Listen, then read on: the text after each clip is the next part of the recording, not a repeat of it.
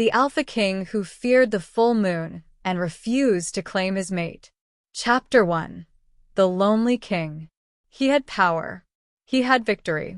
But every full moon, something was missing. A silence no crown could fill.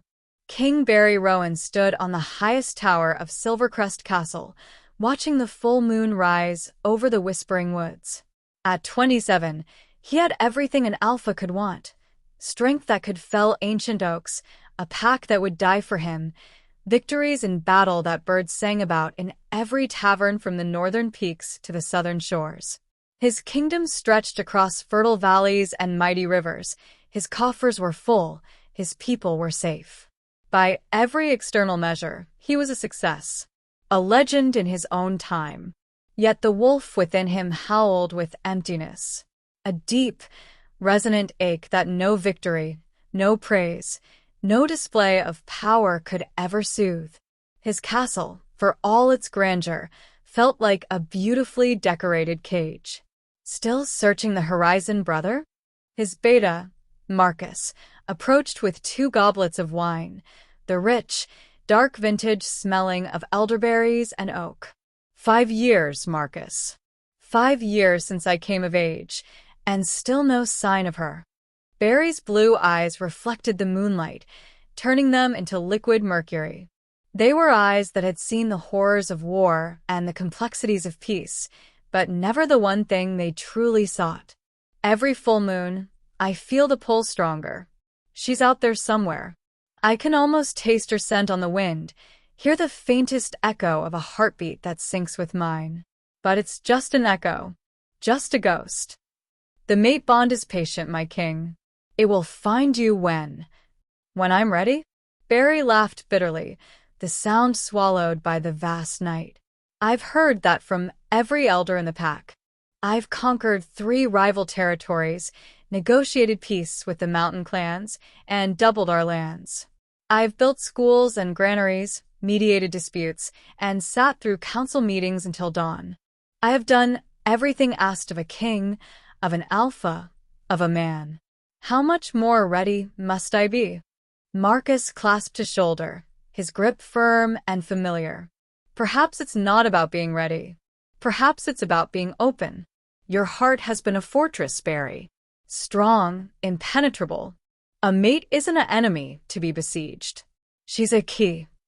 Below them, preparations for the Grand Moon Festival were underway. Torches were being lit, banners of 7 different kingdoms were being hung, and the distant sounds of hammering and laughter drifted up. Alphas from 7 kingdoms had been invited, a celebration of the treaty Bary had brokered after the brutal 2-year War of Shadows. It was a political triumph, a symbol of his diplomatic skill. But to Bary it felt hollow. A party for a peace he couldn't enjoy alone. Among the guests would be King Eldrick of the Flameheart Kingdom and his daughter, Princess Annet, whose reputation as a warrior had reached even Silvercrest. Bary had heard the tales. The princess who disarmed a seasoned knight at 14, who had petitioned her father to reform their military training, who had, famously, turned down a line of suitors with increasingly creative and scathing rejections. He respected her from afar. She was a problem he did not need, or so he told himself. Before we continue, take a breath with me. Just want to tell me where you're listening from, the city that holds you right now, because what's about to unfold might stay with you long after the sound fades. Chapter 2. The Princess Who Refused to be Claimed. 3 days' ride away, in the flame-lit heart of a kingdom built on volcanic rock and iron will, Princess Annet of Flameheart stood in the training yard, her blade singing through the air. Sweat dampened her dark hair, which was tied back in a ruthless braid, but her stance remained perfect, just as her godfather, General Thaddeus, had taught her. The yard was her sanctuary, the one place where titles and expectations fell away, leaving only the clean language of steel and strategy. Again, the general barked, not a hint of softness in his grizzled face. Your opponent won't tire just because you do. He'll use your fatigue. He'll see the microsecond delay in your parry, and he will end you. Again. Annet lunged, her sword meeting his with a satisfying clash that sent sparks flying. She twisted, using his momentum against him, and swept his legs with a move that was all fluid grace and controlled power. The legendary warrior hit the ground with a grunt, the air knocked from his lungs. Better, he acknowledged, a flicker of pride in his eyes as he accepted her offered hand. Your father wants to see you. Immediately. Something about the moon festival and a stack of parchment that looks threatening. In the throne room, warmed by glowing braziers shaped like dragon heads, King Eldrick watched his daughter approach with a mixture of pride and concern. At 23, Annet had grown into a woman who commanded respect not through her title, but through her skill and fierce independence. She walked like she owned the ground beneath her feet, and in a way, she did. The people loved her, the soldiers respected her, and the court, well, the court was terrified of her. It was a state of affairs she quite enjoyed. Father, if this is about finding me a husband, she began, not even breaking stride. It's about keeping you safe, Eldrick interrupted gently, but his eyes were serious. For alphas have already sent formal word that they intend to claim you at the festival. Their letters are less proposals and more declarations of acquisition. Thorn of the Blackwood Pack has been particularly insistent. His last messenger all but said he'd be bringing a collar. Annet's jaw tightened, her knuckles going white where they rested on the pommel of her practiced sword. Then they'll learn what happens when someone tries to claim what isn't theirs. I am not a tract of land to be annexed, father. Which is precisely why you're going, Eldrick said, standing and coming to her. Not to be paraded like a prize, but to show these alphas that my daughter bows to no one. Let them see you. Let them understand the magnitude of their error. Besides, you've always wanted to see the legendary Silvercrest. Their library is said to be unmatched. Their tactics worth studying. Annet's anger softened. Her father understood her better than anyone. He had never tried to break her spirit, only to hone it. And if one of them tries something, if this thorn decides ceremony is for the weak, then I pity the fool. Eldrick smiled, a rare, wolfish grin that reminded her he had not always been a diplomat. But Annet, not all alphas are like Thorn. King Bary, our host, is said to be a man of honor, a thinker, a builder. He ended a war with a treaty, not a massacre. Keep an open mind. Open mind, closed fist, Annet replied, making her father laugh, a rich, warm sound that filled the stone hall. That's my girl. Now go. Pack your armor. And for the love of the moon, pack a dress. Just one. For appearances. Chapter 3. First Sight. The Moon Festival's opening night transformed Silvercrest into a realm of magic and murmured politics.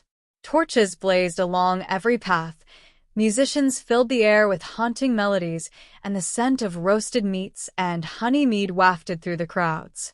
It was a tapestry of light and shadow, of laughter and carefully watched glances. Alliances were being tested, old wounds prodded, new ones potentially forged. Bary moved through his guests with practiced grace, a king playing his part. He greeted alphas and their entourages, exchanged pleasantries, laughed at the right moments. But his mind was elsewhere, his wolf restless beneath his skin. Something was different about tonight. The air itself seemed charged with anticipation, thick with possibility like the moments before a summer storm. Then he saw her. Princess Annet stepped into the moonlit clearing, and for Bary, time seemed to slow, then stop entirely. She wore armor disguised as a gown, silver scales that caught the light like a waterfall of stars, practical yet stunningly beautiful. Her dark eyes, the color of rich earth, scanned the crowd with a warrior's assessment, not the demure glance of a simpering noble. When she moved, it was with the controlled power of a predator, every step deliberate, assured. She was a storm given human form, and Bary felt the ground shift beneath him. The mate bond struck him like a physical force, a lightning bolt to the soul. His wolf surged forward, a primal roar of recognition blazing through every nerve. Mine, it howled, a sound only he could hear. Ours. Forever. But Bary, the king, the man who had spent years mastering his every impulse, forced himself to remain still, to breathe. He'd heard the stories of Princess Annet. If she was truly his mate, and every cell in his body screamed that she was, then claiming her like a prize, letting the alpha instinct overwhelm him, would drive her away forever. He had one chance, and it required not the strength of his body, but the strength of his restraint. Across the clearing, Annet felt eyes on her, a gaze so intense it was like a physical touch. She turned, her defenses immediately rising, to find a tall, broad-shouldered man watching her. King Bary. His blue eyes seemed to glow in the moonlight, and something about his gaze made her wolf stir in a way it never had before, not with alarm, but with a strange, resonant curiosity.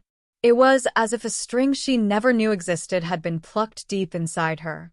Their eyes met, and for a heartbeat, the noise of the festival, the politics, the very world fell away. There was only the moon, the space between them, and a silent, undeniable question hanging in the air. Chapter 4. The Unwelcome Suitor. Beautiful, isn't she? A cold, grating voice shattered the moment like dropped glass.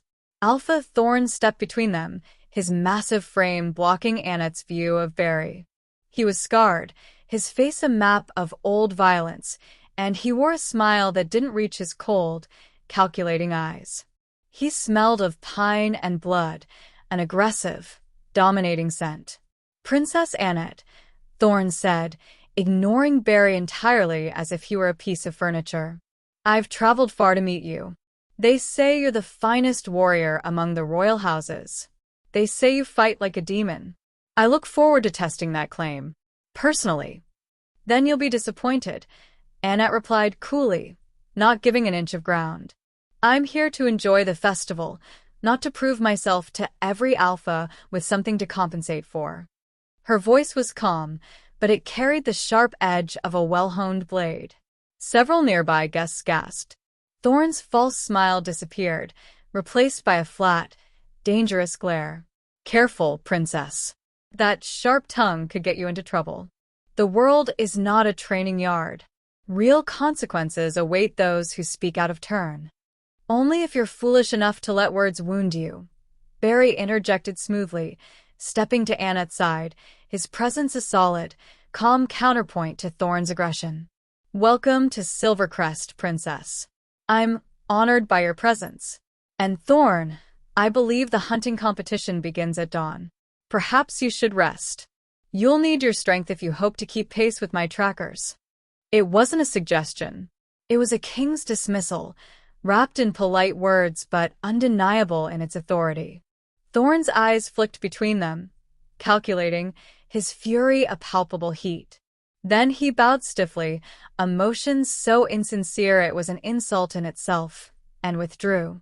But not before Annet caught the promise of violence in his gaze, a silent vow that this was not over. Thank you, she said to Bary, her eyes still tracking Thorn's retreat, though I can handle men like him. I don't doubt it for a second, Bary replied, his voice lowering.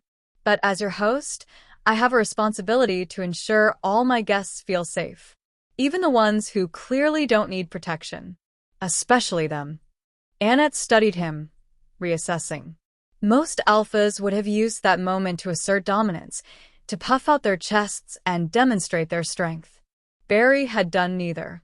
He had supported her without undermining her. You're not what I expected, King Bary. Neither are you, Princess Annet.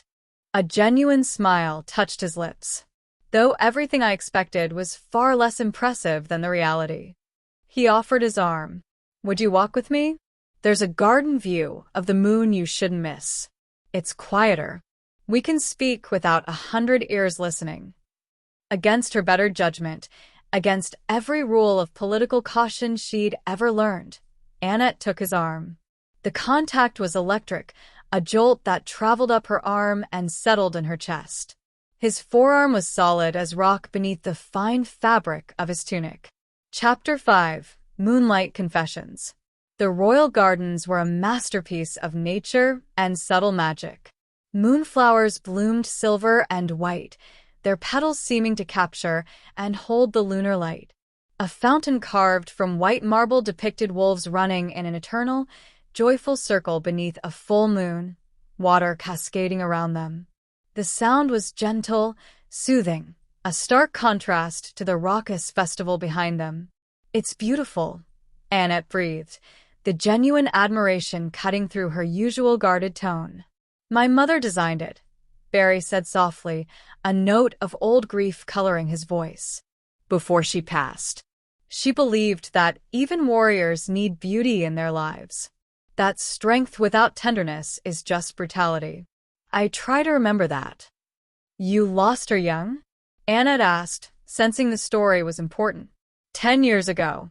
Raiders from the Shadowlands. My father died defending her." Bary's jaw tightened, the memory still raw. "I became alpha at 17. Overnight. Blood on my hands, a crown too heavy for my head. Some said I was too young, too untested. So I proved them wrong the only way I knew how, through strength and victory. I became the unbreakable king. I thought that was what she would have wanted." Annet heard the loneliness beneath his words, an echo of her own. "And now? Now that you've proven it all, now I have everything I fought for." He turned to look at her, the moonlight etching the strong planes of his face. "Except." He trailed off, his silver eyes holding hers with an intensity that made her breath catch. "Do you believe in the mate bond, princess?" The question surprised her, its directness disarming. "I believe it exists. Biologically, magically, whatever you want to call it. Whether I believe in surrendering to it is another matter entirely. I've seen what it does. I've seen strong women become shadows, their fire banked to embers for the comfort of their mate. What if it wasn't about surrendering?" Bary took a step closer, his voice a low rumble. "What if it was about finding an equal? A partner who makes you more of who you are, not less?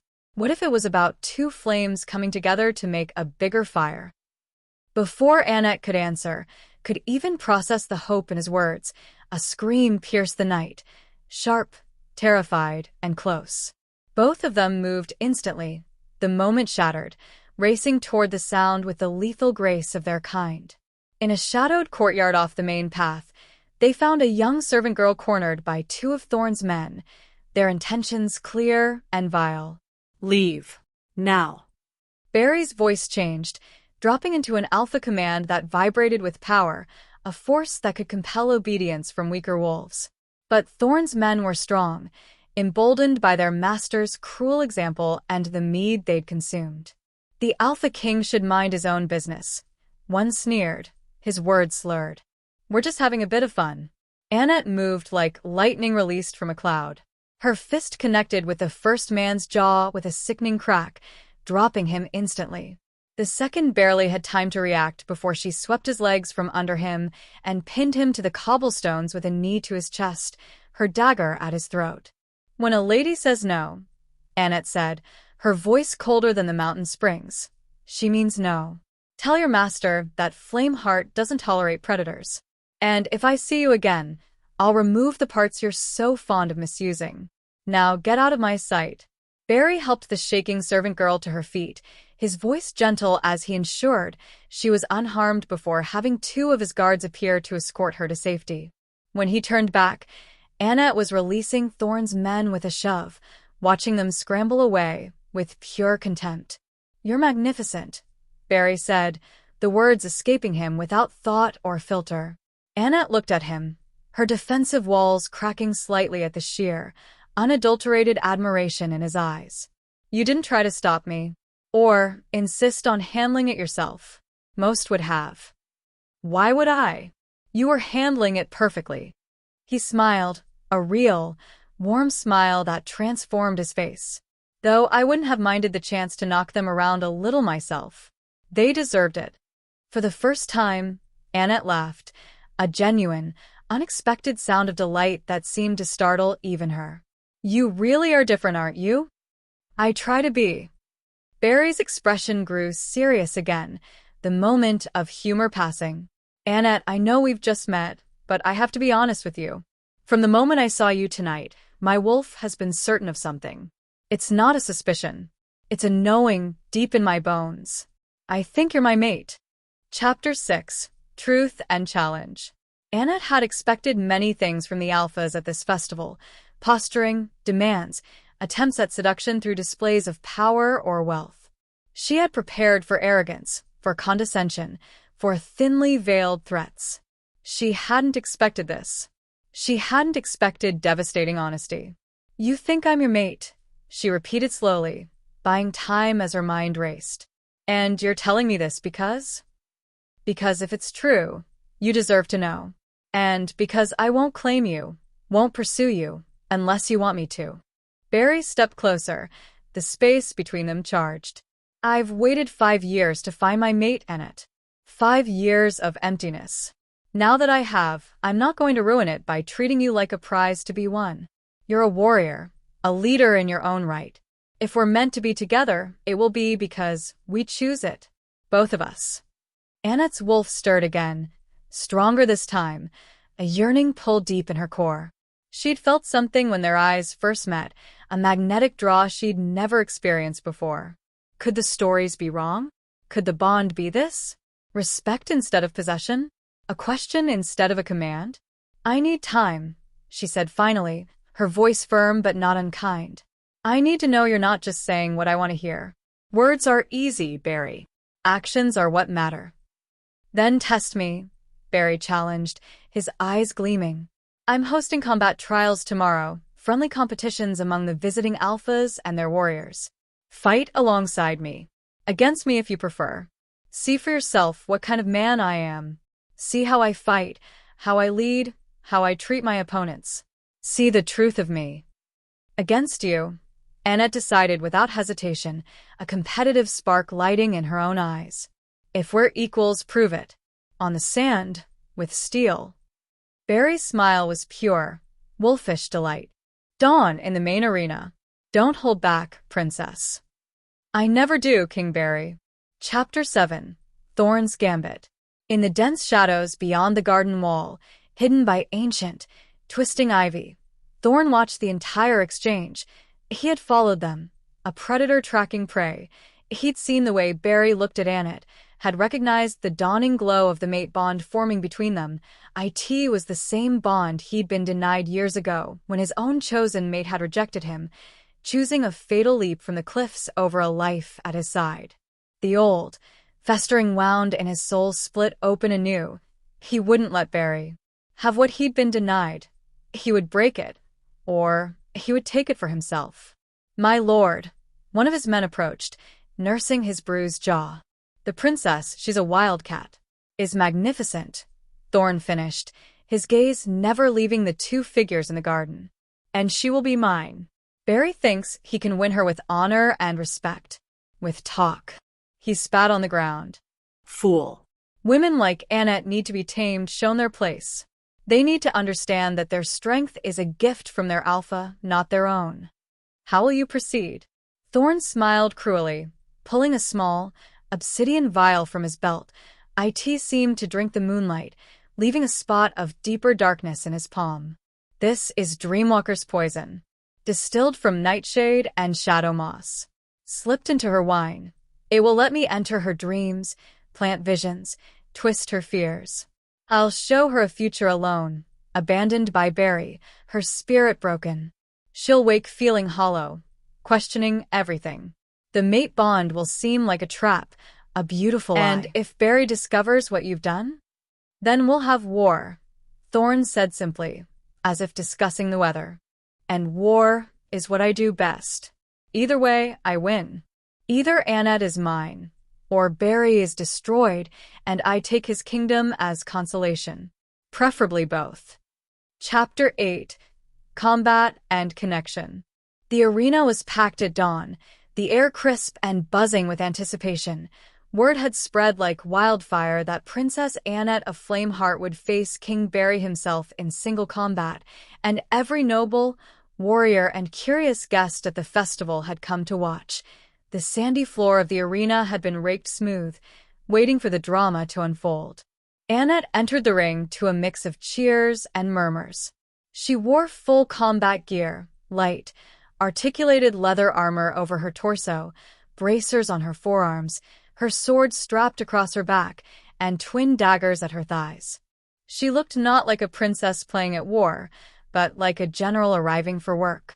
Across from her, Bary wore simple, sturdy training clothes, his own well-worn blade at his side. The rising sun caught the silver in his eyes, making them glow. "Rules," Annet called out, her voice carrying easily across the hushed arena. "First to yield or first blood," Bary replied, his voice just as clear. "No killing blows, obviously. And Annet." He paused, a flicker of that wolfish smile returning. "Don't hold back because I'm the host. I'd be insulted." "Wouldn't dream of it," she shot back, settling into her opening stance. The combat master's flag dropped. They moved as one, a blur of motion meeting in the center of the ring with a clash of steel that rang like a bell across the stone stands. Annet was a whirlwind, her strikes precise, controlled, and lightning fast. But Bary was an unmovable mountain, his alpha power and experience evident in every effortless parry, his strength turning aside blows that would have shattered a lesser fighter's guard. They circled each other, a dance of potential violence. Annet feinted left, then swept low, her leg aiming for his ankles. Bary leaped back just in time, impressed. "You're good," he said, breathing hard but steady. "You're better than I expected," she admitted, not taking her eyes off him, already calculating her next move. They engaged again. This time, Annet used her smaller size and speed to her advantage, ducking under a powerful swing and getting inside his guard. In a move of breathtaking audacity, she dropped her sword, grabbed his wrist to control his weapon arm, and her other hand brought her dagger up. The point kissed his ribs, not deep enough to wound seriously, but enough to draw a thin line of crimson against his shirt. First blood. The crowd erupted, a roar of shock, admiration, and wild cheering. Bary looked down at the small, stinging cut, then up at Annet. His expression wasn't anger or humiliation, but pure, unadulterated admiration. "Yield," he declared, loud enough for all to hear. Gasps rippled through the audience. An alpha king, yielding to a princess in front of his entire court and visiting rivals? "You had me," Bary continued, his voice carrying authority and sincerity. "Clean strike. Your victory, Princess Annet of Flameheart." As they stepped forward to clasp forearms in the traditional warrior salute, Bary leaned in, his voice for her alone. "You fight like the moon itself. Beautiful, fierce, and impossible to capture. Only to be admired, and to light the way." Annet's heart raced, and not just from the exertion of the fight. His words, his respect, the thrill of the fair victory. It was a headier cocktail than any wine. Chapter 9. The Dream That Wasn't. That night, after a feast celebrating the day's competitions where Bary had toasted Annet's skill with genuine pride, she retired to her chambers exhausted but exhilarated. Her conversations with Bary had continued throughout the day, deep discussions of military strategy, shared stories of battles fought and lessons learned, unexpected laughter over shared, dry humor. She'd never connected with anyone so quickly, so completely. It was terrifying and wonderful. Maybe the mate bond was real. Maybe it didn't have to mean losing herself. Maybe it could mean finding someone who saw her, truly saw her, and didn't flinch. Maybe it could be a partnership. She fell asleep with those dangerous, hopeful thoughts. The dream began beautifully. She and Bary were running as wolves through the moon-drenched whispering woods, their coats silver and ebony, moving as one seamless entity. The bond between them was a physical sensation, a golden thread of joy and belonging. It felt more real than waking life. But then the scene shattered. The woods turned to gray stone, the empty great hall of Silvercrest. She saw herself years older, her eyes dull, standing alone as she watched Bary across the room. He was laughing, his arm around another woman, a beautiful, gentle-looking soul who hung on his every word. Annet heard his voice, cold and distant. The mate bond? That was just physical attraction. A political advantage. Nothing more. The vision shifted again. She was in Flameheart, but the training yard was empty. Her sword was gone. Her father looked at her with pity. She was alone, her independence taken, her strength leached away, abandoned by the bond and the man she dared to trust. No, she whispered in the dream, a sob tearing at her throat. That's not real. That's not him. But the visions were relentless, a curated gallery of her deepest, most secret fears given vivid, agonizing life. She woke with tears drying on her cheeks and a crushing hollowness in her chest, the residual emotions clinging like a poison fog. Something was profoundly wrong. These weren't her natural fears. They were too specific, too neatly crafted to dismantle her specific hopes. They felt invasive, like someone had rifled through her mind and arranged her insecurities into a play. Someone had planted them. Chapter 10. Suspicions Rise. Over the shared breakfast in the sunlit great hall, Bary immediately noticed the change in Annet. The warm, open warrior from yesterday was gone, replaced by a withdrawn, wary stranger. The walls were back up, higher and thicker than before. "Did I do something wrong?" he asked quietly, maneuvering to sit beside her, his body angled to give her space while offering his presence. No. "I just needed to remember why I came here. To prove myself, not to fall for the first alpha who shows me respect." Her words were flat, rehearsed. Bary's wolf whimpered internally at the distance, but the man forced himself to stay calm, to observe. "Annet, talk to me. What happened?" The woman who faced me in the arena yesterday wouldn't hide from a conversation. "Nothing. Everything. I don't know." She rubbed her temples, as if trying to dispel a headache. "Bad dreams. That's all. Just shadows." But Bary's instincts, sharpened by both his alpha nature and the nascent mate bond, screamed that it was more. He leaned in subtly, inhaling. Beneath her scent of steel and jasmine was the faintest, sickly sweet trace of something dark and foreign. Dark magic. It clung to her like psychic cobwebs. Before he could press further, Marcus appeared at his elbow, his face grim. "My king, a word." Privately. In the antechamber, Marcus held up a small, empty obsidian vial. One of the kitchen maids found this rolled under the cabinet where the princess's evening wine was prepared. She recognized the smell from her village before the healers burned out the coven there. Dreamwalker's poison. Rage, pure and primal, flooded through Bary, hot and cold at once. Someone had poisoned his mate, invaded her mind, violated her most private self to twist her against him. The wolf in him wanted to tear the castle apart, to howl his fury to the moon. The king knew he had to be smarter. "Thorn," he growled, "the name a curse." "We have no proof that links it to him," Marcus warned. "Only suspicion. The vial is clean. We cannot act on suspicion alone, not with 7 kingdoms watching. Then I'll get proof." Bary stormed back to the hall, his anger a contained storm. He knelt beside Annet's chair, ignoring the looks from others. "I know you value your independence above all, and I respect that more than you know. But someone used dark magic on you last night. They attacked your mind, Annet. That is an act of war. Please, let me help you. Not because you need rescuing, but because whoever did this has declared war on both of us." Annet looked from his earnest, furious face to the vile little vial in Marcus's hand. The pieces clicked into place with dreadful clarity, the unnatural quality of the dreams, the way they'd felt imposed, like a story she was being forced to watch. The hollow feeling was not hers. It was a toxin, a surge of her own, Cleaner fury washed away the residual doubt. "Show me how to fight this," she said, her voice turning to flint. "I won't let anyone control my mind. And then show me how to make them pay." Chapter 11. The Hunt Begins. Bary called an emergency council with all visiting alphas in the Stark, formal chamber used for war planning. The atmosphere was tense as ice. He placed the empty vial in the center of the great oak table.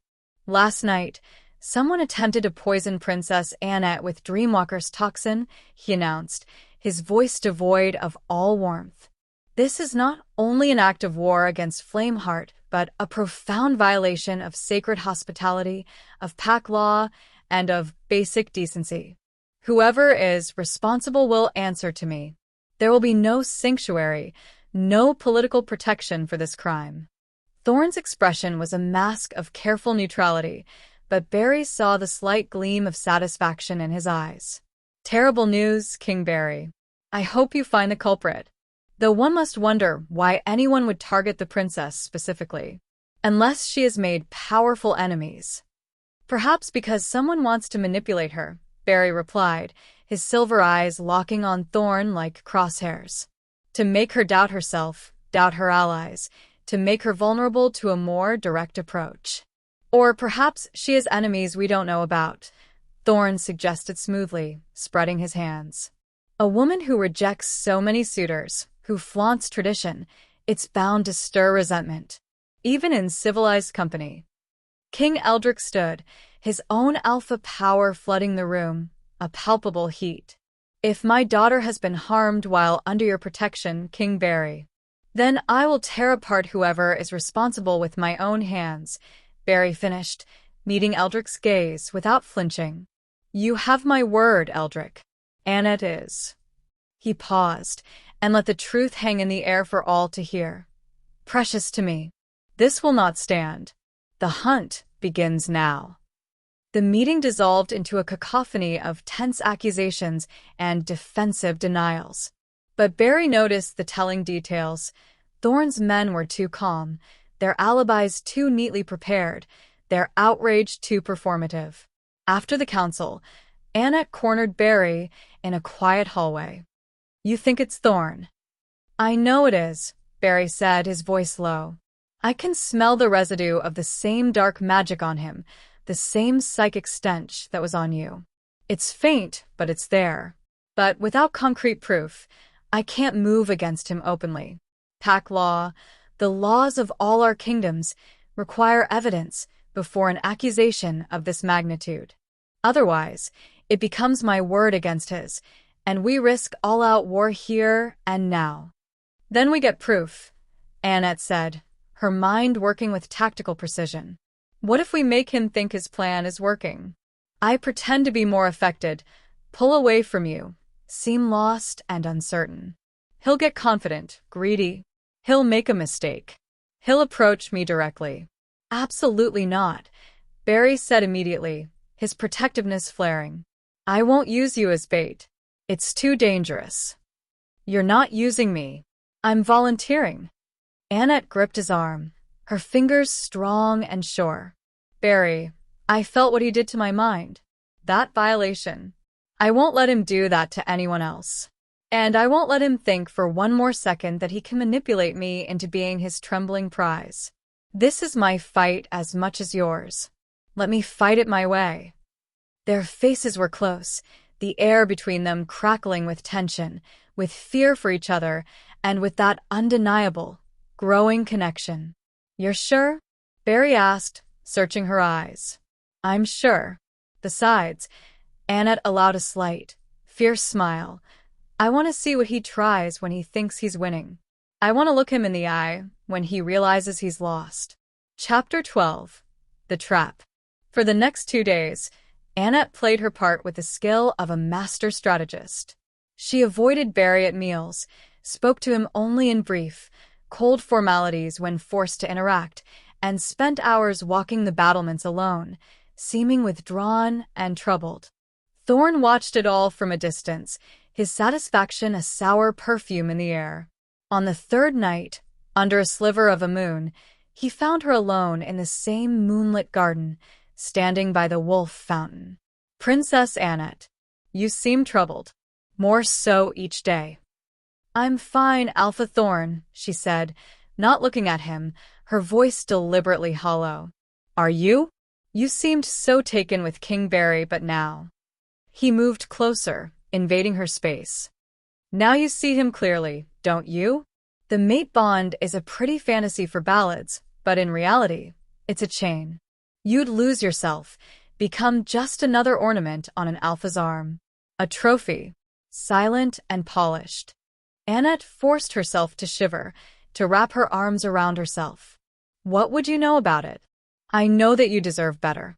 A true partnership with someone who appreciates your strength for what it is, a gift to be channeled." Thorn's hand reached for hers, his touch clammy. "Someone like me, I wouldn't ask you to put down your sword, Annet. I'd ask you to wield it for me." Annet pulled her hand back as if burned, letting her true disgust show. "You, who sent your men to assault a helpless servant, who uses dark magic to invade women's dreams. You speak of partnership while practicing slavery of the mind." Thorn's benevolent facade shattered like glass. "So you know. Clever girl. But it doesn't matter. Those dreams showed you the truth. Bary will fail you, abandon you. I'm offering you real power. The power that comes from knowing your place beside a true alpha." "You're offering me a gilded cage." Annet spat, her pretense falling away, her warrior's spine straightening. "And I'd rather die free." From the shadows of the archways, Bary emerged, Marcus and a dozen royal guards with him. "And you've just confessed to using forbidden magic, violating multiple pact laws, and the sacred laws of hospitality. Your words have been heard by your king and your peers, Thorn." Thorn's eyes went wild, shifting from Annet's defiant face to Bary as triumphant one. He had walked right into the trap. "You think you've won? She'll never truly be yours, Bary. The bond may pull at her, but I've planted doubt deep in her mind, in her soul. She'll always wonder, always question your motives. You'll never have all of her. Then I'll spend every day of my life proving those doubts wrong," Bary said, his voice calm and absolute. "Guards, take him to the cells. King Eldrick will decide his fate for the crime against his daughter and his kingdom." But Thorn was not a man to be taken quietly. With a roar of pure, enraged madness, he shifted. His clothes tore, and in his place stood a massive, scarred black wolf, saliva dripping from bared fangs. The guards hesitated for a fatal second, and Thorn lunged, not at Bary, but straight for Annet. Chapter 13. The festival's final night. Bary moved on pure instinct, shifting mid-leap. His own wolf, a majestic creature of silver and gray, intercepted Thorn's black form in a collision of muscle, fur, and fury. They crashed through a stone bench, sending splinters and dust flying. Annet rolled to safety, already drawing her blades, her heart hammering against her ribs. "This is between us, Thorn." Bary's alpha voice was a guttural growl that vibrated in the chest. "Leave her out of it. She is the prize." Thorn snarled, circling, his madness giving him a terrible, reckless strength. "Everything is about her. My mate rejected me, and you get this perfect, fierce creature? I won't allow it. I'll take her, or I'll break her, so neither of us can have her." They clashed again, a brutal, vicious dance. Thorn was larger, fueled by insanity. But Bary fought with a clear, focused purpose of a protector, of a king defending what was his, not by right of claim, but by right of love and mutual choice. Around them, the peaceful festival erupted into chaos. Thorn's loyalists, waiting for a signal, revealed themselves, drawing hidden weapons and attacking Bary as guards. Old rivalries among the visiting alphas flared. Some saw an opportunity for chaos, others leaped to Bary as defense. The garden became a battlefield. Annet fought her way toward the dueling alphas, a whirlwind of steel. She disarmed one of Thorn's men with a twist of her wrist, elbowed another in the throat, and cut down a third who tried to grab her from behind. She reached the epicenter just as Thorn landed a devastating blow, his claws raking across Bary's side, painting his silver fur with crimson. "Bary!" she screamed. The sound ripped from her soul. The distraction cost him. Thorn seized the advantage, using his weight to pin Bary to the churned earth, his massive jaws opening for a killing bite at Bary's exposed throat. "You lose," Thorn growled, triumph in his blood-red eyes. But he had forgotten about Annet. Forgotten that she was not a prize to be won, but a warrior in her own right. Her sword was a flash of moonlight. It found the space between his ribs, not deep enough to kill, but enough to pierce muscle and steal his breath. Thorn roared in pain and shock, recoiling and rounding on her. "You dare." "I dare everything," Annet said, planting herself between him and the wounded Bary, her sword steady. "You wanted to manipulate my dreams? To make me small? Here's a reality for you, Thorn. I choose my own fate. I choose my own path. I choose my own mate." Her voice rose, clear and powerful over the din of battle. "And I choose him." The words were a declaration, a vow, a key turning in a lock. The mate bond, fully acknowledged and freely accepted by her, surged between Annet and Bary like a released dam. Bary felt it, a golden wave of healing energy, of pure connection. His wounds knit together with supernatural speed, strength flooding back into his limbs, magnified by her faith. He rose, his silver wolf standing tall once more, moving to stand shoulder to shoulder with Annet. Together, a woman with a sword and a wounded king in wolf form, they faced the raging Blackwood Alpha. "You wanted to see if she's truly my equal?" Bary's voice was a low, proud rumble. "Watch." Chapter 14, Unity. What followed was not a fight. It was a symphony. Annet and Bary moved as one entity, their connection singing between them, directing their movements. She was his eyes when he fainted. He was her shield when she lunged. Her speed was his precision. His power was her anchor. They had known each other for mere days, but the mate bond wove their instincts into perfect harmony. Thorn, for all his size and rage, couldn't match their unity. Every time he attacked one, the other was there to defend or counter. When he tried to retreat and regroup, they moved as one to cut off his escape. Finally, bleeding from a dozen wounds and driven to his knees, Thorn collapsed, shifting back into his human form, panting and defeated. "Yield," Bary commanded, standing over him in human form now, Annet at his side. "Never," Thorn spat, blood on his lips. "Kill me. Prove you're just like me, a beast who takes what he wants." "No," Annet said, her voice ringing with finality. "You're not worth becoming like you. You'll stand trial. You'll face justice for your crimes under the eyes of all the kingdoms. And then you'll spend the rest of your life in a dark cell, knowing that what you tried to destroy only made us stronger. Your legacy will be our unity." King Eldrick arrived then with the full might of the Flameheart Guard, having fought his way through the chaos. His eyes found his daughter, standing shoulder to shoulder with King Bary. The truth of the scene was unmistakable. "Annet." "I'm fine, father. More than fine." She looked at Bary and for the first time let every wall, every defense, come completely down. Her love and certainty shone in her eyes, bright and unshadowed. "I found him. My mate.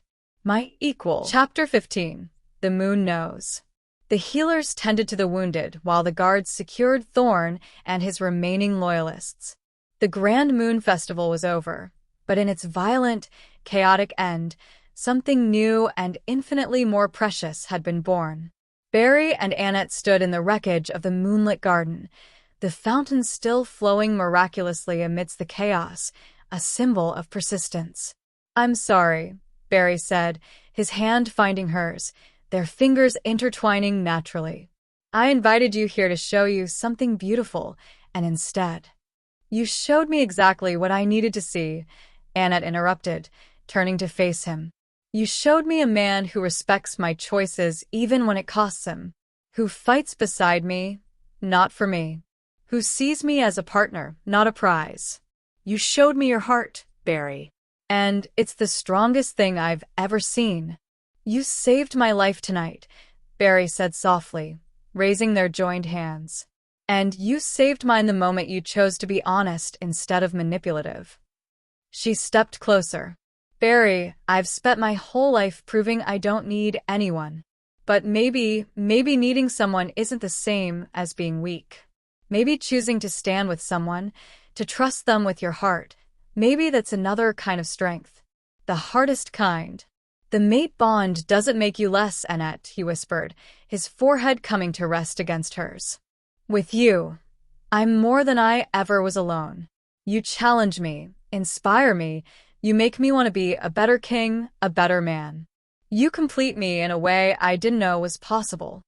I felt it during the fight, she confessed. When I said the words, when I chose you, I could feel your pain, your strength, your heartbeat. It was terrifying. And it was the most real thing I've ever felt. It's a partnership, Bary promised, pulling back to look into her eyes, the bond between them a tangible warmth. We rule together, fight together, build together.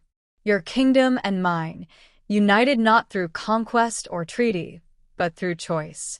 What do you say, Princess Annet? Will you be my mate? My queen? My equal in every way that matters? Annet's answer was not in words. It was in the kiss she pressed to his lips, a kiss that tasted of moonlight and iron, of promises kept and a future waiting to be built, of a love that was not taken, but given freely and completely. The next full moon saw not one, but two kingdoms celebrate as one. The traditional mating ceremony was reinvented. There was no ritual of claiming, no act of submission. Instead, Annet and Bary stood as absolute equals before their combined packs and the representatives of 7 kingdoms, exchanging vows they had written together. I promise to challenge you when you're wrong, Annet said, her voice strong and clear, and to celebrate you when you're right. I promise to never try to change you, Bary replied, his silver eyes only for her, but to always support you in becoming who you are meant to be. I promise to fight beside you, not behind you. I promise to trust your strength as I trust my own. I promise to build a future where our children, sons and daughters, know that true power is balanced with compassion and that leadership is earned through respect, not fear. I promise to love you not despite your independence, but because of it. You are the fire in my heart and the compass for my soul. When they sealed their vows with a kiss, the mate bond blazed to life between them, a visible ribbon of brilliant, platinum light that wound around them both before settling into their hearts. The gathered crowd witnessed it, a bond not of forced fate, but of profound, mutual choice. King Eldrick watched, tears of pride in his eyes.